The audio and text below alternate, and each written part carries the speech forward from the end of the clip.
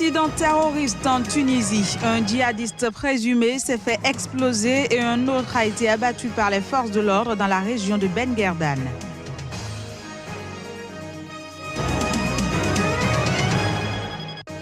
Nicolas Sarkozy est placé en garde à vue. C'est dans le cadre de l'enquête des soupçons de financement libyen de sa campagne de 2007.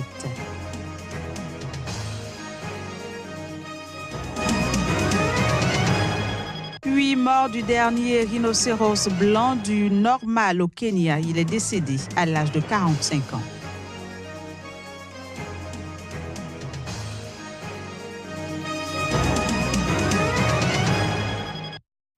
Nouvelle session de l'information sur Sika TV. Bienvenue à toutes et à tous.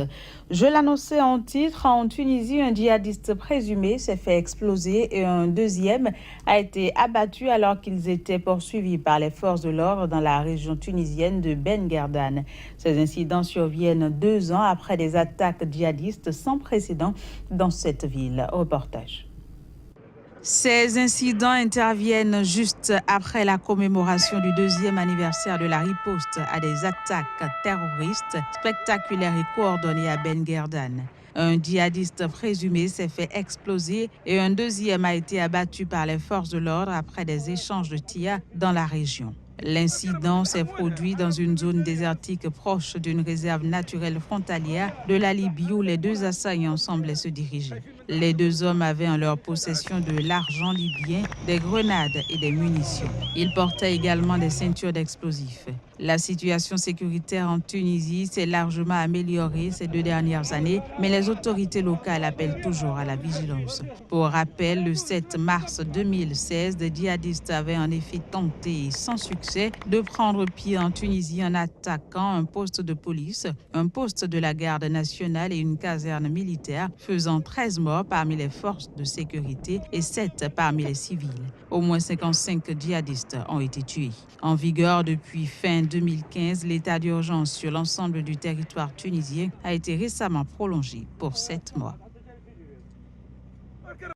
Au Burkina Faso, à quelques heures de la reprise du procès du coup d'État manqué de septembre 2015, les avocats des accusés ont exprimé leur mécontentement vis-à-vis du traitement judiciaire de l'affaire.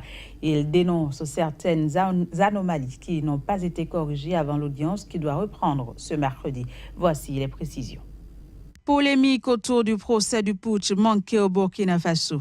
La défense récuse la légalité du décret portant sur la nomination du président de l'instance devant laquelle doivent comparaître les généraux Gilbert Diendéré et Djibril Bassolé ainsi que 82 autres accusés. Elle dénonce également certaines anomalies qui font planer le doute sur la reprise effective du procès suspendu le 27 février dernier. Les avocats des accusés ont déclaré que les accusés sont convoqués devant la chambre de première instance du tribunal militaire alors que les magistrats devant lesquels ces mêmes accusés doivent comparaître ont été nommés pour occuper des fonctions dans une juridiction appelée la chambre de jugement. La défense estime à l'avance que le procès ne sera pas équitable, les juges devant trancher sur le dossier étant nommés sur proposition de l'actuel ministre de la Justice qui s'est constitué partie civile dans ce dossier.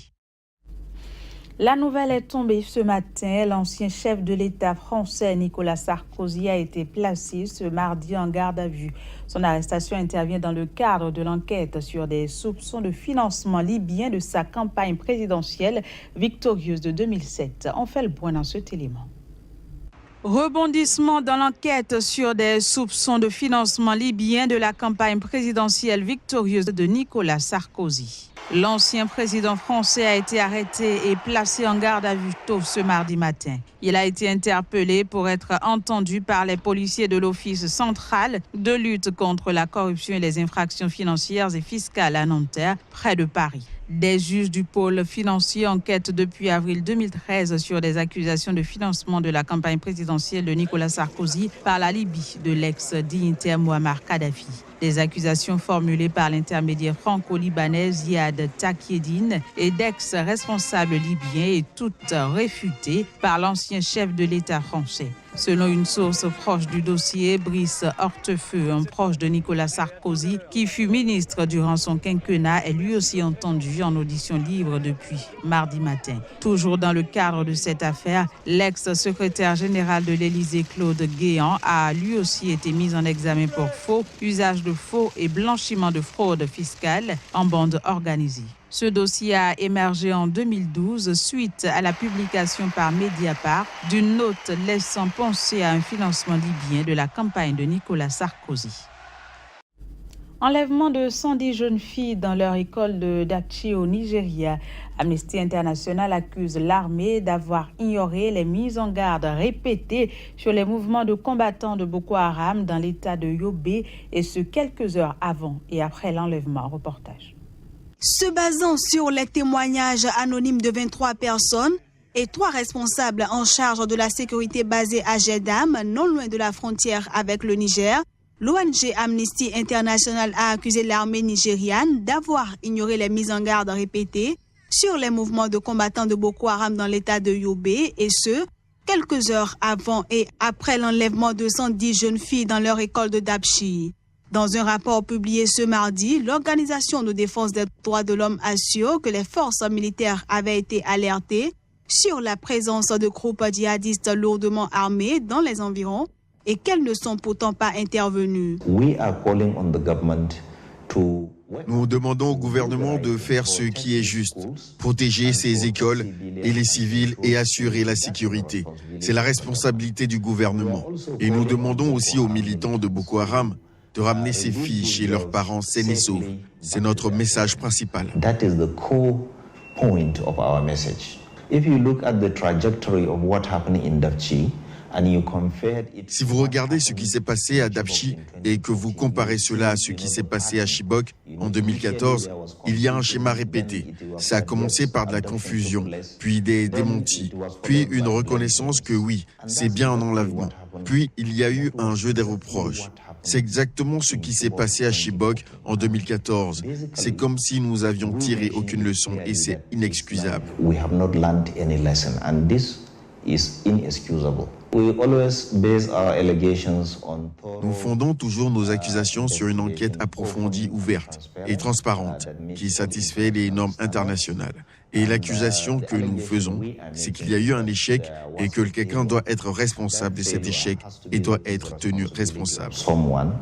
And that someone must be held to account. Élu en 2015 sur la promesse qu'il allait vaincre Boko Haram, le président Muhammadu Buhari, tout en qualifiant quelques jours après l'enlèvement de Dapchi de désastre national, a assuré faire tout ce qui est en son pouvoir pour libérer les filles, notamment à travers des négociations.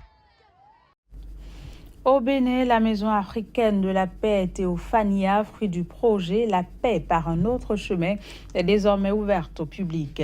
Le joyau a été inauguré par le professeur Albert Tevoidjere, son promoteur, qui avait à ses côtés des autorités politico-administratives, diplomatiques et religieuses du Bénin et celles venues d'ailleurs. Reportage. La Maison africaine de la paix est construite sur un domaine cumulé de plus de 200 mètres carrés. Le directeur Afrique de l'OIF dira que le projet La paix par un autre chemin n'est pas une initiative exclusivement portée par le frère Melchior, mais aussi par 84 États de la francophonie. Mais si le projet a pu voir le jour au Bénin, c'est une œuvre de la Providence, dira son promoteur. Dieu nous a mis à part pour servir de pont, pour servir d'exemple, de modèle dans une manière de repenser la paix par un chemin qui permet à tous de se retrouver. Et voilà. Qui veut la paix prépare la guerre, a dit l'adage. Pour le représentant du pape, la paix, c'est l'acceptation de l'autre dans la différence d'opinion, et ceci sans violence. Nous ne pouvons pas mettre des soldats, des policiers derrière chacun, derrière tout le monde. Il faut trouver d'autres manières de faire ce que nous faisions depuis longtemps. Voilà, cette maison Théophanie va aider dans ce travail, dans cette œuvre. Théophania affiche une conception particulière et inclusive. Chrétiens, musulmans et vaudouisants, ils sont attendus dans la paix et la considération réciproque. L'Église demande aux religions de ne pas se laisser instrumentaliser, mais au contraire de chercher le bien des hommes en accomplissant la volonté du Dieu bon, saint et miséricordieux. L'Union islamique du Bénin et ses oulémas, dans cette journée de joie commune, adhèrent avec conviction à la vraie paix. Pour nous, Baudouinons, nous sommes déjà prêts pour avoir accepté, abrité, adopté les autres religions. Espace de solidarité agissante, Théophania est une maison d'espérance. Un comité interconfessionnel est responsable de la gestion de la source de vie qui est érigée. Au Kenya, le dernier rhinocéros blanc du Nord mâle est décédé à l'âge de 45 ans. Il ne reste désormais que 2 femelles de cette sous-espèce. Voici les images. Fin de la lignée de rhinocéros blanc du Nord mâle. Le dernier est décédé au Kenya à l'âge de 45 ans. Il ne reste donc désormais que 2 femelles de cette sous-espèce, incapables de se reproduire. Connue sous le nom de Soudan, c'est dans cette réserve de 350 km² située à quelques 200 km au nord de Nairobi que le rhinocéros a connu ces dernières années.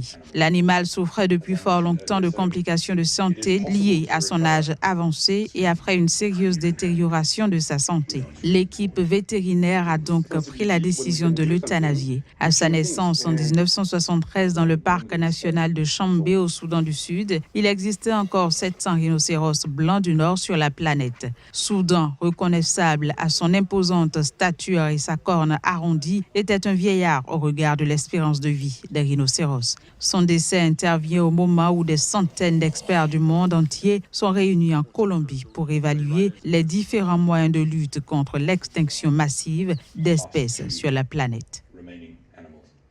Une note artistique pour finir. L'artiste béninois Dibi Dobo a présenté vendredi dernier Feti, son nouvel artiste signé sous le label Soimavo Music.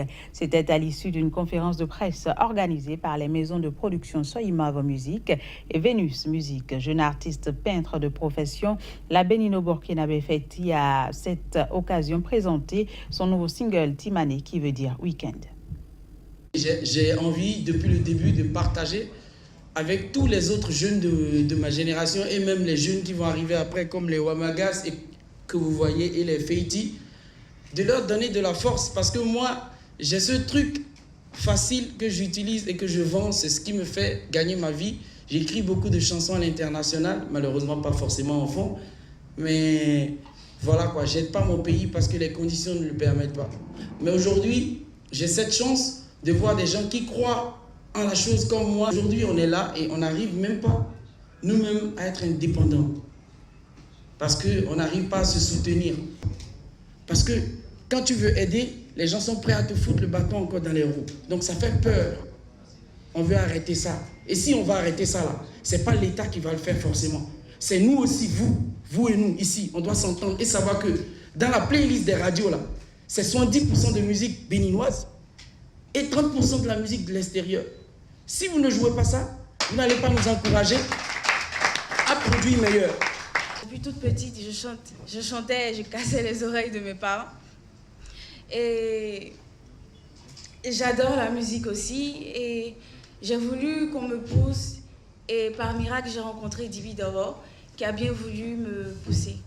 Et voilà où je suis aujourd'hui.